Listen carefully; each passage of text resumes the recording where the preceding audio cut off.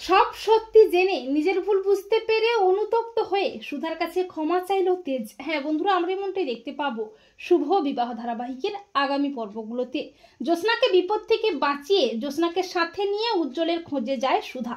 অপরদিকে বসু মল্লিক বাড়িতে ক্লায়েন্ট আসে তেজ বেকারির 75তম অনুষ্ঠানের জন্য, আর তেজ ইভেন্টের সমস্ত দায়িত্ব সুধার হাতেই তুলে দিতে চায়, কিন্তু সুধা না আসায় ইন্দ্রজিৎ সুধাকে নানাভাবে কথা শোনাতে থাকে। তেজ মনে মনে ভাবে সুধার জন্য আমার মাথা হেড হচ্ছে। তেজ মনে মনে প্রচন্ড খেপে যায়। অপরদিকে মৌটুসির কাছ থেকে সুধা ও জ্যোৎস্না জানতে পারে উজ্জ্বল কয়েকদিন আগে বন্যার কবলে পড়ে প্রাণ হারিয়েছে। তা শুনে জ্যোৎস্না একেবারে ভেঙে পড়ে, কিন্তু অফিসার আশুতোষ এসে জ্যোৎস্নাকে কোনো মতে সামলে নেয়। এরপর সুধা জ্যোৎস্নাকে বাড়ি ফিরিয়ে আনে, আর সুধা বাড়ি ফিরে আসতেই তেজ নানাভাবে সুধাকে কথা শোনাতে থাকে, আর সুধা তেজকে কিছুই বলে না।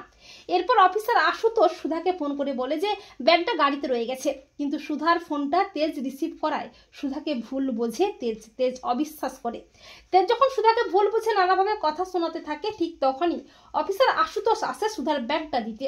তখন আশুতোষ বলে যে উনি আমার সাথে বেড়াতে যাননি, উনি বিপদের হাত থেকে জ্যোৎস্না ম্যাডামকে বাঁচিয়ে উজ্জ্বলবাবুর খোঁজ করতেই গিয়েছিল। উজ্জ্বলবাবু কয়েকদিন হলো মিসিং। তা শুনে তেজ চমকে ওঠে। তেজ বলে এসব আপনি কি বলছেন?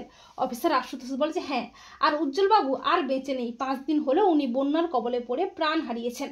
তা শুনে বাড়ির সবাই তো চমকে ওঠে। অফিসার বলে যে উনি না থাকলে জ্যোৎস্না ম্যাডামকে সামলানো যেত না। সব সত্যি জানতে পেরে তেজ নিজের ভুলটা বুঝতে পেরে অনুতপ্ত হয়ে সুধার কাছে হাত জোড় করে ক্ষমা চেয়ে বলে আমাকে ক্ষমা করে দাও সুধা, আমি না জেনে তোমাকে অবিশ্বাস করেছি। তখন সুধা বলে না তেজ, ভুলটা তোমার নয়, ভুলটা আমারই উচিত ছিল সব সত্যি তোমাকে জানিয়ে দেওয়া, কিন্তু তুমি আমাকে সেই সুযোগটাই দাওনি। আসলে কি জানো তো তেজ, ডিভোর্সি মেয়েকে বিয়ে করা যায় কিন্তু বিশ্বাস করা যায় না, ভালোবাসা যায় না। তো বন্ধুরা, তোমরা এটাই চাও তো যে সব সত্যি জেনে তেজ যেন অনুতপ্ত হয়ে সুধার কাছে ক্ষমা চায়? কমেন্ট করে এক্ষুনি জানিয়ে দাও তোমাদের মতামতটি।